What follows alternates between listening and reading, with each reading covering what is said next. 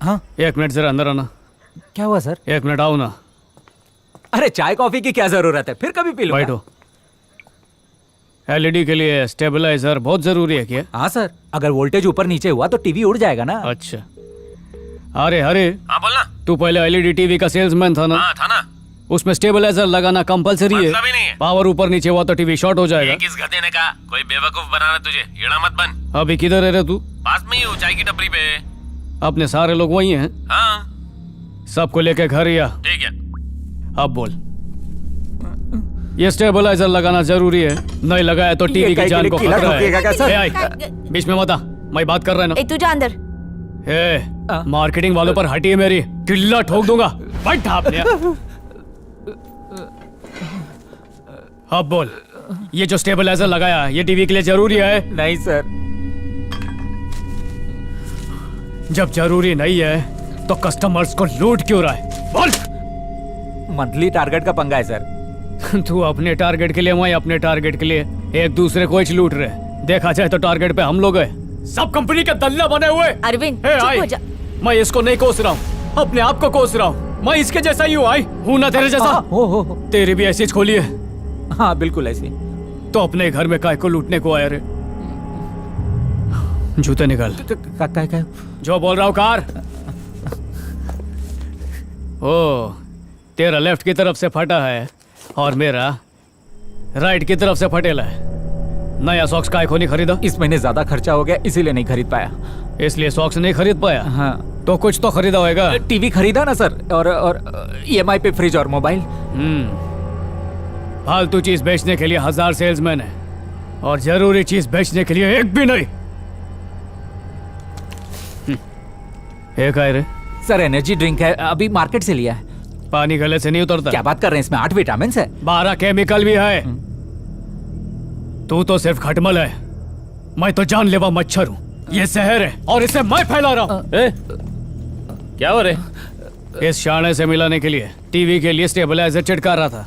अब क्या रे, जात भाई कोई चूना लगा रहा है? सेल्समैन होके सेल्समैन के घर चोरी करता है? स्टेबलाइजर बेचने के लिए यही मिला था। क्यों नहीं बेचेगा? क्यों नहीं बेचेगा? तू क्या करता है?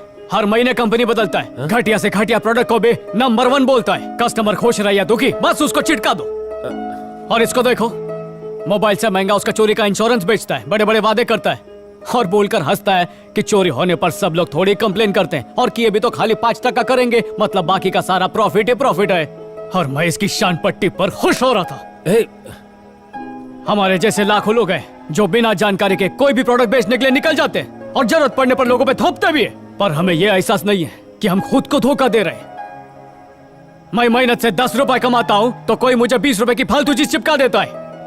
हे बगा, ये वाटर प्यूरिफायर इसने मेरे को बेचा था, बोला इसमें कोई प्रॉब्लम नहीं आएगा। हर हफ्ते प्रॉब्लम आता है, ठीक कराने के लिए फिर खर्चा। ये टेबल देखो, गरीब आदमी के सपने जगाए, बोला बड़े लोग डाइनिंग टेबल पर बैठकर खाते हैं तो खरीद लिया मैंने। अमीर लोगों की नकल करने के चक्कर में रास्ते पर आ जाएंगे एक दिन। मेरे को समझ नहीं आता था कि अच्छा कमाने के बाद भी पैसा कम काय को पड़ता है। फिर मेरे को डाउट आया, कोई तो है जो जबरदस्त चेंडी लगा रहा है। कैसे सुख मिलेगा जब कर्म ही अच्छे नहीं है कोई ऐसा डायरिंगबाज जो खाली सच बोलकर प्रोडक्ट बेचता है कोई जियाला? हम लोग टारगेट नहीं बस दुआएं अचीव कर रहे हैं।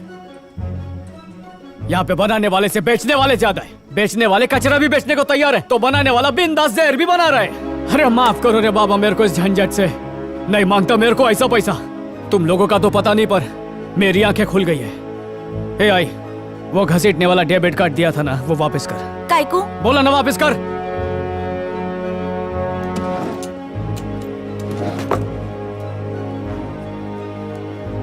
ये नाजायज पैसे से बहन की फीस नहीं भरेगा।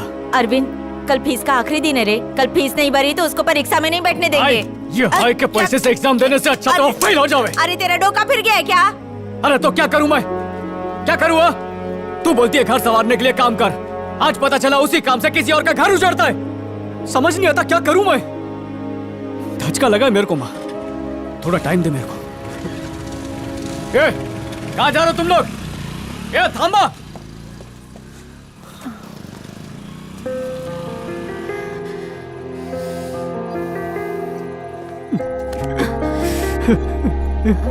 अरविंद क्या हुआ? क्या हुआ बताओ ना कुछ। सब खत्म हो गया रे। पाकिया को सुधारने की जिम्मेदारी ली थी और उसके मौत का जिम्मेदार बन गया। और जिस काशी को मारना चाहता था उसको मौत के मुंह से बचा के ले आया। दोस्त को मरवा डाला और दुश्मन को बचा डाला। अपनी ही नजरों में घिर गया हूं। अरविंद तुम्हें ऐसा क्यों लगता है? तुम इस बस्ती के भविष्य के लिए कुछ अच्छा करना चाहते हो और इतिहास गवाह है कोई भी अच्छा काम करने के लिए मुश्किलों का सामना करना पड़ता है। मैं मुश्किलों से नहीं भागूंगा, मुश्किलों को दौड़ा दौड़ा कर भगाऊंगा। मैंने तुम्हें कितना टाइम दिया था लेकिन कोई इंप्रूवमेंट दिखाई नहीं दे रहा है। मेरा प्लान न्यू फेडोरा को नंबर 1 बनाने का बिल्कुल भी नहीं है, बल्कि सैफरॉन से टाइप करने का प्लान है।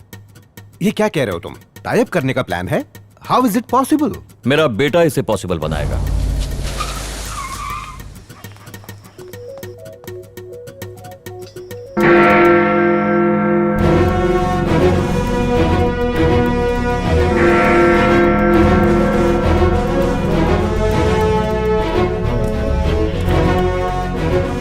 हाय मिस्टर स्टीव, शुरुआत करूंगा सैफरन के स्वॉट एनालिसिस से, जो ये तय करेगा कि आपको एमडी से मिलना है या नहीं।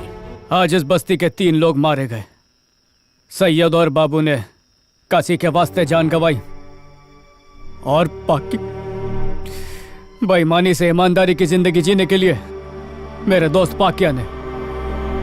मेरे को लगता था खाली बस्ती के लोग गलत काम करते हैं, पर शहर के नामचीन लोग उससे भी बुरे काम कर रहे हैं। कोई मेहनत से काम करना सिखाता है, कोई शानपत्ती से काम करना सिखाता है, लेकिन कोई भी नेक काम करना नहीं सिखाता है। मैंने सोचा कि अपनी माली हालत अभी सुधार लेंगे तो हमारे बच्चों को किसी के आगे हाथ नहीं फैलाना पड़ेगा। गरीब आदमी क्या करेगा? उसके लिए तो 2 वक्त की रोटी और दिवाली का बोनस ही जिंदगी है। तड़पता तो मिडिल क्लास है जो सपनों के पीछे मरता रहता है। एक मिडिल क्लास वर्कर बन के कुछ दिनों के लिए मैं उनके बीच खुद रहा ताकि उनकी मेंटालिटी को मैं समझ पाऊं।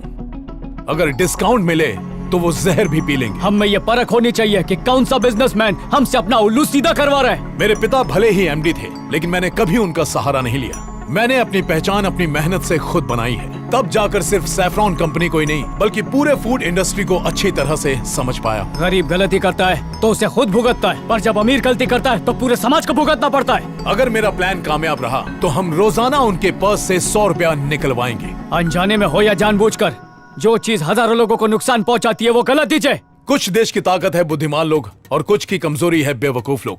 हमारे देश में ये लोग बड़ी तादाद में पाए जाते हैं। मैं बोला था मेहनत करेंगे तो आगे बढ़ेंगे। सही बोला था, हम मेहनत करेंगे और कोई और आगे बढ़ेगा। आप विदेशी होकर हिंदुस्तानियों को इतना जानते हैं, फिर मैं तो यही कहूँ आपसे ज्यादा जानूंगा ना। गरीबी से निकलने के चक्कर में टारगेट और डेडलाइन के भंवर में फंसा दिया है। बचत और खर्चे का सिलसिला खत्म ही नहीं होता। मेरी भी यही मजबूरी है। मैं भी गरीब है, पर मैं इस सिलसिले को तोड़ के रहेगा। आज से माझा टारगेट है इन लोगों को एहसास दिलाना कि विकास के नाम पे ये जिंदगियां उजाड़ रहे हैं। आज 1 अप्रैल है, मतलब अप्रैल फूल का दिन, और कोई मेरे को बोला था मैं दुनिया का सबसे बड़ा बेवकूफ है। मैं मानता है, पर 1 मई को मजदूर दिवस है और मैं साबित कर देगा कि मैं दुनिया का सबसे अच्छा मजदूर है। अगली बार जब मिलेंगे तो आपको ऐसा ऑफर दूंगा जिसे आप इनकार नहीं कर पाएंगे। कोई मेरा साथ दे या ना दे, मैंने कफन बांध लिया है।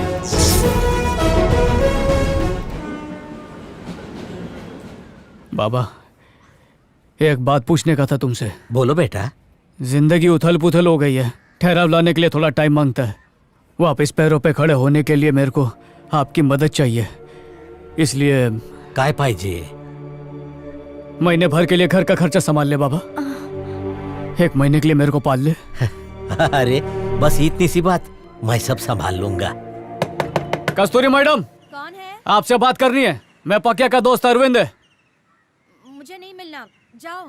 मैडम, मेरे दोस्त की मौत का और आपका कोई भारी कनेक्शन है, उसको जाने बिना जाऊंगा नहीं यहाँ से। आप दरवाजा खोलती है कि तोड़ डालूं मैं इसे? आपकी कंपनी के प्रोडक्ट्स मेरे बेटे को अच्छे लगते हैं। होम डिलीवरी हो सकती है? एड्रेस बोलिए, हो जाएगा मैडम। पाटलिपुत्र, गोरेगांव। सिद्धू, अंदर जाके खेलो ना, कितना तंग करते हो। आ गए आप? बहुत पंक्चुअल है। हेलो पकिया, कैसे हो पकिया? मैडम,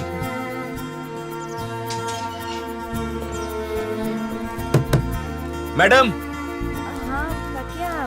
हाँ मैडम। मैं जरा बिजी हूँ, सामान दरवाजे पर छोड़ना, मैं उठा लूंगी। और गमले के नीचे पैसे हैं।